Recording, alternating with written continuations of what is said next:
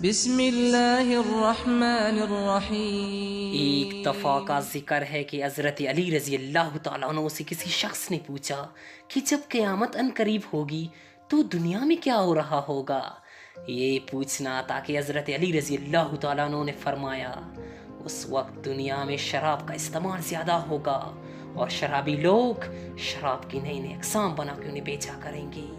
بے حیا عورتیں اور موسیقی اپنے عروج پر ہوگی۔ لوگ دنیاوی تعلیم حاصل کریں گے اور دین کی تعلیم سے منہ موڑنے لگیں گے۔ زنا آسان اور نکاح مشکل ہو جائے گا۔ عورتوں کے کپڑے ایسے ہوں گے جس سے اس کا جسم واضح نظر آئے گا۔ لوگ زکوٰۃ کے حقدار نہیں ہوں گے اور پھر بھی زکوٰۃ لے کر انہیں اپنے خواہشات پر خرچ کرنے لگیں گے۔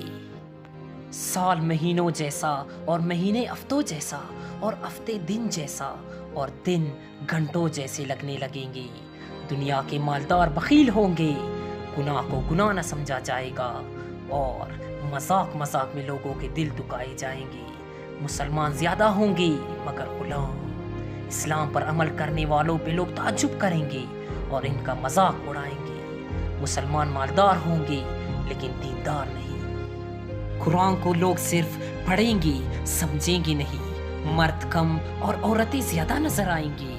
اے شخص، یہ وہ زمانہ ہوگا جس سے انبیاء بھی پناہ مانگتے آئے ہیں۔ یاد رکھنا جب وہ وقت آئے تو اللہ تعالیٰ سے اپنی گناہوں کی معافی مانگتے رہنا اور کسی انسان کو اپنے وجود سے کوئی تکلیف نہ دینا۔ وہ زمانہ اتنا بدتر ہوگا کہ ہر شخص اپنے فائدے کا سوچے گا۔